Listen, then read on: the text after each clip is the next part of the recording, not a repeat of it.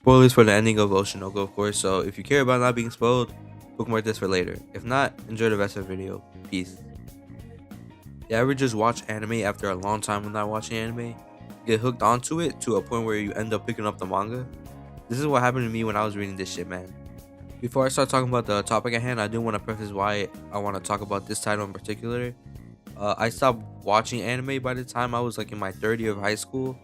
I also didn't read manga or light novels as much. I only keep up with like one light novel right now, which again I'm also behind on. So by the time I watched Oshinoko, I was pretty much out of the loop on a lot of that stuff. Like I didn't know how popular that fucking show was until like I probably was playing like fucking Fortnite. Like, there's this one mode I think everyone's played at by this time, but it's like festival jam, and then I see the fucking song. I'm like, oh shit! I'm like, what the fuck is this fucking song doing in this game? Funny thing is, I watched Oshinoko on a whim.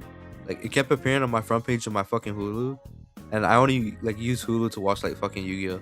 So I was that ass like, all right, this shit keeps appearing. Let me just see what this shit is about. And man, that first episode was fucking crazy, bro. That is like such a great way to start a series, in my opinion. Whether you like the show or dislike it, like it just hooks you from the beginning. Either way, I finished that whole up and I felt empty because by the time I was watching, only the first season was out. So I had to wait for the upcoming second season, which was confirmed. But you either have to keep waiting like a couple months, or I had to pick up the manga, which I was like, fuck, man, I don't know if I want to, I was kind of like 50-50 on it.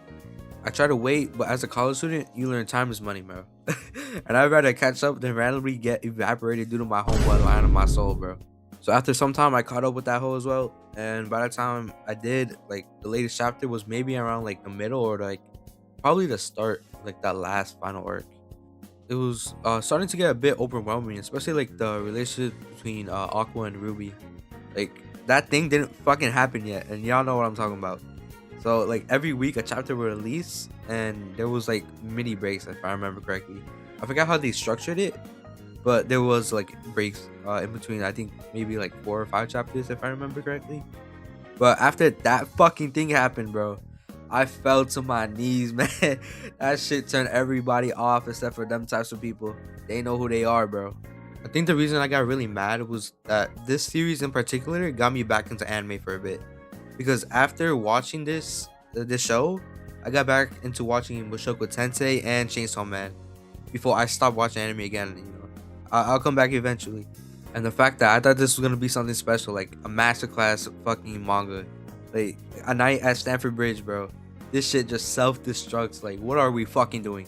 Another reason I got mad was that my guy Aqua, bro, he had Akane like by his side. She would slide for your mother like King Von in his prime, but this fuck ass Arthur wanted a little fucking incest. Like, bro, why? By this point, I stopped giving as much as attention as I was in the beginning. But when it finally was confirmed to have ended, I was like, fuck this shit. Let me just finish it off, Let me just like put this one behind me. So I'm dead ass finishing the series, and I'm kind of like, I had a feeling how this shit would end. Like, I think if you're reading this shit, you probably will know like how this is gonna end up and like the final stages. I had a feeling that he would ultimately get back in the end. Like I just didn't know how like that shit would play out. And I also thought that he would get away with it just like his dad did. Like y'all know his dad did what he did, and then Aqua was gonna do what he did as well. He's gonna get away with that shit as well. But shit, it took a little different turn because while he did succeed in getting his get back, Aqua, bro, he had to sacrifice himself like on some Soul Stone type shit. And if I remember correctly, that's how like the third final chapter ended.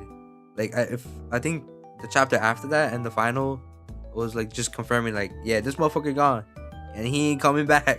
So that's how it officially ends. Now let me talk about how I felt after reading this bullshit for this long, bro. I was mad as fuck after that thing happened. Like I'm gonna be editing this and you're gonna see exactly what the fuck I'm talking about.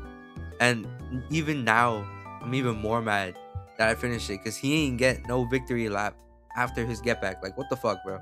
This is like a killer getting 20 years with parole. Justice is served, but in the end, that motherfucker he's still getting out. Like, he ain't got nothing to celebrate. There's nothing to fucking do after, bro. I was like, oh my gosh, bro. Like, I still can't believe they bottled this shit. Like, how Arsenal are gonna bottle the league probably this year. But as I said before, that was my initial reaction.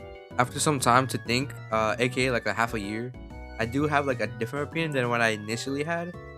I now think that this ending is just, it's all right. Like it's okay, man. Like the whole point of the show and from the hook from the beginning is like revenge. And as a viewer or reader, is how long it will take for Aqua to achieve his get back.